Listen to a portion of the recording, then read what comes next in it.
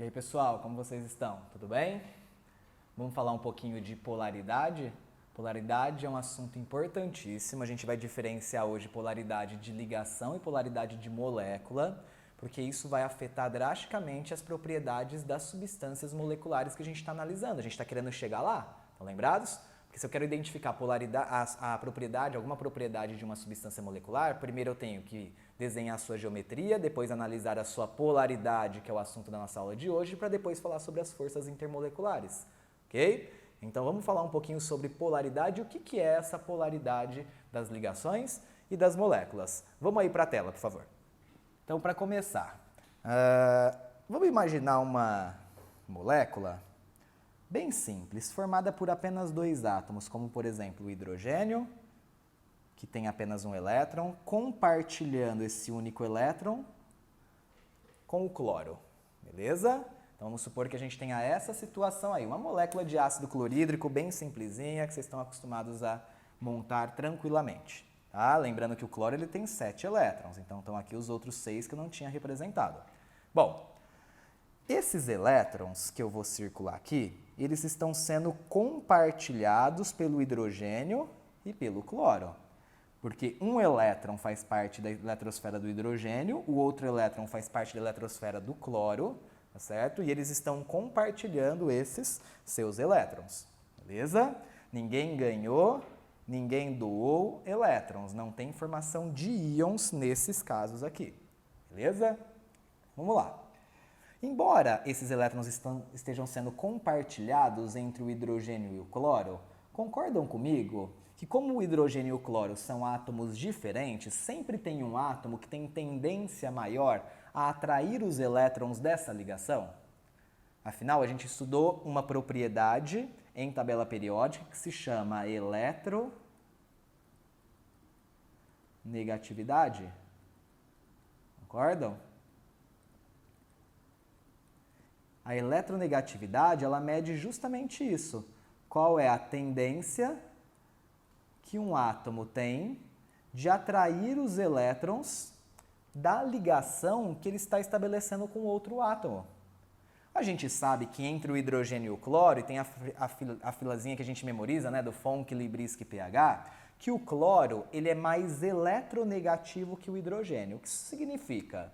Como o cloro ele é mais eletronegativo que o hidrogênio, a tendência é ele atrair para próximo dele mais fortemente os elétrons da ligação do que o hidrogênio, certo? Então, a gente diz o seguinte, como o H está compartilhando elétrons com cloro, isso aqui é uma ligação que a gente chama de ligação covalente. Então, aqui a gente tem um exemplo de ligação covalente. Deixa eu circular aqui. Vou mudar de cor. Aqui a gente tem uma ligação covalente. Só como essa ligação covalente ela é estabelecida entre átomos diferentes, H e Cl, e a gente viu que o Cl atrai fortemente os elétrons da ligação, a gente diz que essa ligação covalente é uma ligação covalente polar. Por que é uma ligação covalente polar?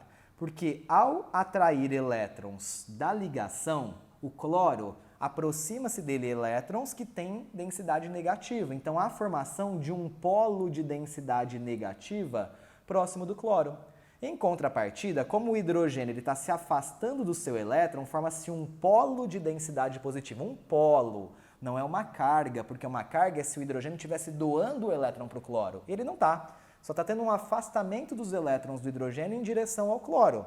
Então, a formação de um polo positivo e um polo negativo. Então, a conclusão que a gente chega é que essa ligação covalente ela é polar, justamente porque houve formação de polo na ligação. Porém, acontece o seguinte, essa força exercida pelo cloro, então é uma força, é um momento que a gente chama de uma força ou um momento de dipolo. Essa força está indo em direção ao cloro. Existe alguma força contrária ao cloro que pudesse anular essa força que a gente representou aqui com uma setinha, afinal é um vetor? Não existe. Então a gente chega à conclusão que como essa força que foi formada pela diferença de eletronegatividade não foi anulada, a ligação ela é polar e gera também para a molécula do HCl uma polaridade, afinal esse polo não se anula. Então a gente diz que a molécula também é polar. Não é a mesma coisa a gente analisar ligação polar e molécula polar, são coisas diferentes. Talvez com outros exemplos fique mais claro de vocês entenderem isso. Então vamos fazer alguns outros exemplos. Vou pegar aqui a molécula, algumas moléculas que a gente fez na nossa própria aula passada. Eu vou pegar aqui a molécula do CO2 e já vou representar na geometria correta. E a gente viu a molécula do CO2 na aula passada. O CO2 ele é linear, tudo bem? E vou também representar aqui a molécula de água. A molécula de água a gente representou também na nossa aula, é uma molécula angular, ok? Então vamos lá. A gente tem aqui compartilhamentos de pares de elétrons. Aqui eu tenho 2 elétrons do carbono com 2 do O compartilhados. Aqui eu também tenho 2 elétrons do carbono com 2 do outro O também compartilhados, beleza? Eles estão compartilhando. Porém, são átomos diferentes compartilhando C e O, concordam? Portanto, entre o O e o C deve existir um átomo mais eletronegativo. Lembra da fila? Fon, Equilibrisque, pH? Fon, o O está no comecinho da fila, ele é muito eletronegativo. Portanto, o oxigênio tende a atrair os elétrons fortemente para próximo dele, formando um polo de densidade negativa. Consequentemente, o carbono forma-se um polo de densidade positiva, tá bem? Mas concordam comigo que tem um outro átomo de oxigênio para o outro lado que também atrai fortemente os elétrons da ligação que ele está estabelecendo com carbono? Então também há a formação de um polo negativo próximo do oxigênio e um polo positivo próximo do carbono. Certo? Portanto, houve formação de polos, concordam? Se houve formação de polos, a gente pode dizer que as ligações covalentes dessa molécula são ligações covalentes polares. Afinal, os átomos são diferentes, se eles são diferentes gera polaridade, afinal, sempre vai ter um que é mais eletronegativo do que o outro.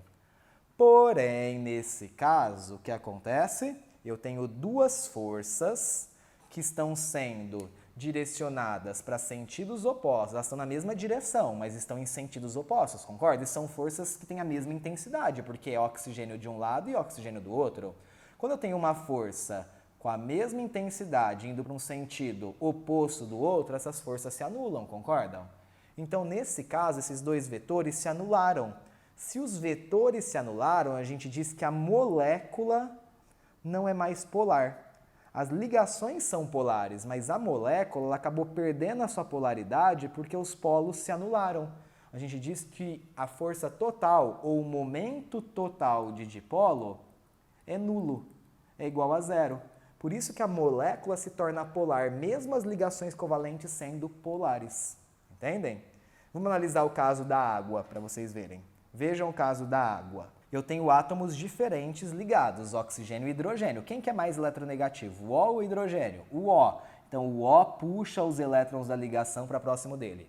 O mesmo acontece entre esse O e esse H. O O puxa os elétrons da ligação para próximo dele. Portanto, a formação de polo negativo no oxigênio, porque ele atrai os elétrons, e polos positivos nos hidrogênios. Portanto, a gente pode dizer que as ligações covalentes aqui são polares. Concordam? Essas ligações covalentes são polares porque são átomos diferentes que estão ligados. Houve formação de polos. Esses polos, nesse caso, se anulam.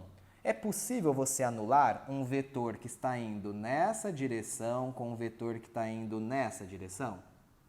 Não é, não é? Aí eu vou ter que lembrar um pouquinho de somatória de vetores em física.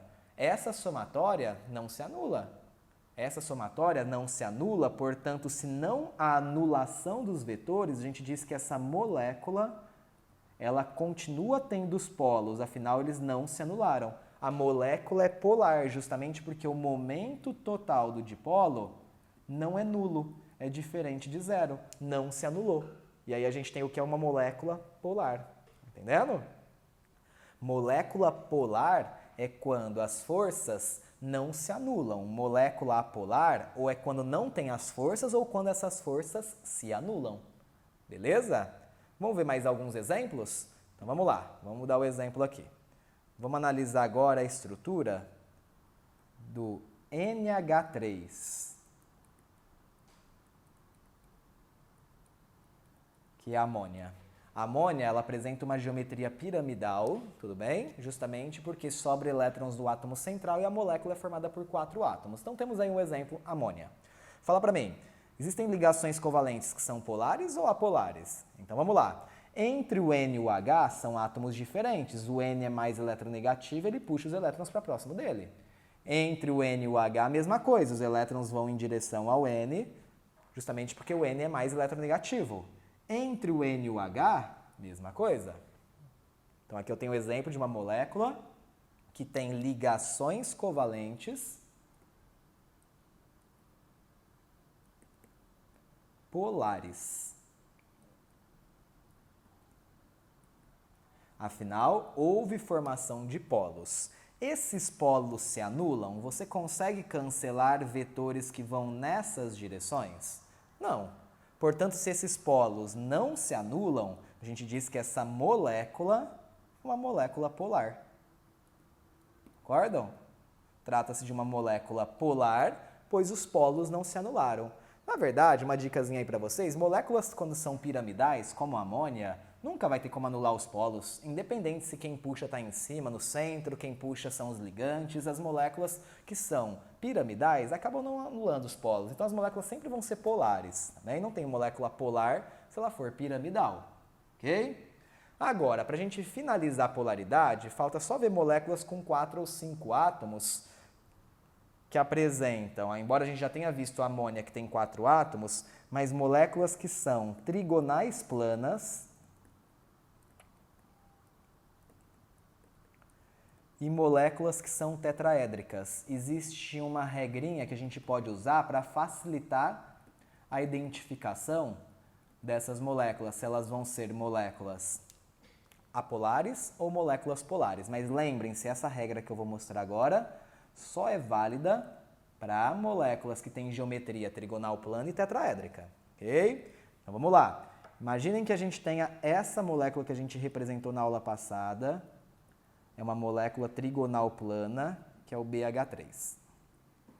Beleza? Vamos supor que a gente tenha uma molécula tetraédrica como essa, que é o CH4, também representei na aula passada, e uma outra molécula tetraédrica que eu também representei na aula passada, que foi o CHBr3, o tribromometano. Tá bem? Então vamos lá. Para começar, concordam que todas as ligações aqui serão ligações covalentes polares? Porque são sempre ligações entre átomos diferentes. Sempre vai ter um que puxa mais elétrons do que o outro, tá bem? Agora, somar vetor nessas moléculas, às vezes pode dar um pouquinho mais de trabalho do que as moléculas que eu mostrei anteriormente. Então, por isso que eu vou mostrar o macetezinho para acelerar a resolução, tá? No caso dessa trigonal plana, concordam que os ligantes são todos idênticos? Ó, eu tenho aqui 2 hidrogênios e tenho mais um hidrogênio aqui embaixo, certo?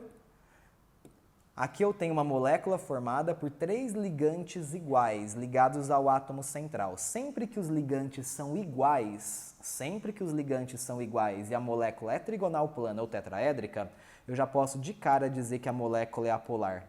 Com certeza, os polos se anulam numa molécula trigonal plana cujos ligantes são todos idênticos. Vejam, é a mesma coisa que vai acontecer aqui no metano. Dá uma olhada aqui, ó. Eu tenho 3 ligantes aqui que são os hidrogênios, todos são idênticos, e tem um outro hidrogênio aqui em cima, ou seja, os 4 ligantes são idênticos. Portanto, se os 4 ligantes são idênticos, tenham certeza que essas forças se anulam. Portanto, eu posso dizer também que essa molécula é apolar. Isso já não acontece nesse último caso, estão percebendo? Por quê? Esses 3 ligantes aqui são 3 bromos, são idênticos. Então, eu tenho 3 ligantes iguais, mas o 4º ligante que está lá em cima, que é o hidrogênio, ele não é igual ao bromo. Concordam? Eu não tenho todos os ligantes ligados ao átomo central idênticos. Portanto, nesse caso, é impossível anular os vetores e a molécula fica polar. Portanto, a regra que eu queria lembrar aqui com vocês, ela só vale para moléculas que são trigonais planas e tetraédricas. Se os ligantes forem todos iguais, aqueles que estão ligados ao átomo central forem idênticos, tenham certeza que a molécula será apolar. Agora, se tiver pelo menos um ligante diferente, tenham certeza que a molécula é polar, tá bem? Aqui a gente tem então a diferença de polaridade de ligações e polaridade de moléculas. Ficou claro aí para vocês? Por que então é tão importante a gente conseguir entender e identificar a polaridade de uma molécula? O que vai definir as forças entre as moléculas é a existência ou não de polos. Portanto, você identificar se numa molécula existe polos ou não existe polos, é isso que vai definir se as moléculas se atraem mais fortemente ou se elas se atraem mais fracamente. E é justamente essa força de atração entre as moléculas, essas forças que a gente chama de intermoleculares, que estão entre as moléculas, que vão definir algumas propriedades que são importantes para essa molécula, como o ponto de fusão, o ponto de ebulição, a sua densidade, a sua solubilidade, certo? Então, é importante que vocês saibam reconhecer a polaridade da molécula. A polaridade da ligação, ela não tem tanta influência lá na propriedade. Tá? Polaridade de ligações é só se o exercício pede se a ligação é covalente polar ou não. Agora, a partir do momento que ele quer saber alguma propriedade, você vai ter que analisar a polaridade da molécula, a somatória de todos os vetores, se anulam ou se não se anulam. Tá bem? Então esse é o assunto da nossa próxima aula. A gente vai tratar das forças intermoleculares e das propriedades das substâncias moleculares. Até logo!